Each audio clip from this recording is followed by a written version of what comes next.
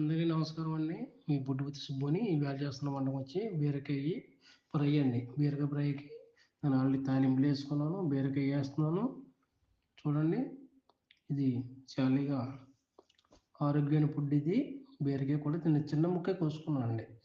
బాగా ఏంటంటే అందులో వాటర్ అనేది వేయకుండానే చిన్న ముక్క అనేది కోసుకొని చూడండి, నేను వేసుకున్న తర్వాత ఇలాగా బీరకాయలు కూడా ఎంత బాగా ఫ్రై అయినాయో, మిరగాయలు కానీ చూడండి, కలుపుకున్న తర్వాత మనకి అందులో వాటర్ అనేది వస్తుంది.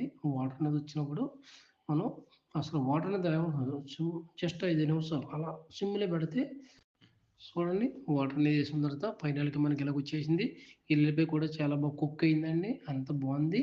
నచ్చితే లైక్ చేయండి, కామెంట్ చేయండి, మా ఛానల్ సబ్స్క్రైబ్ చేసుకోండి. చూడండి, ఇప్పుడు నేను పసుపు అనేది వేసుకున్నాను. పసుపు అనేది కొంచెం ఎక్కువ వాడతాను. అలా కలుపుకుంటే వాటర్ అనేది వేయకూడదండి బీరకాయకి. మన బీరకాయలు ఎప్పుడు వాటర్ ఎక్కువ వస్తుంది. వాటర్ అనేది వేయకుండానే మనం నూనెలోనే కొద్దిగా మగ్గనిచ్చుకోవాలండి. ఆ నూనె కూడా ఏంటంటే మనకి హెల్త్కి ఏది మంచిదో దాన్నే వాడాలి.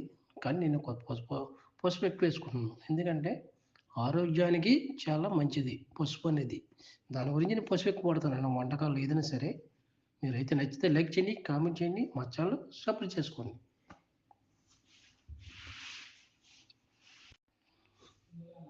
చూడండి, ఫైనల్కి ఇలా వచ్చేసింది. మనకి బీరకాయ అనేది చాలా పర్ఫెక్ట్గా బాగుందండి. నచ్చితే లైక్ చేయండి, కామెంట్ చేయండి, మా ఛానల్ సబ్స్క్రైబ్ చేసుకోండి. మీకు ఏమన్నా వంటకం అనేది ఉంటే మాకు కామెంట్లో తెలియజేయండి.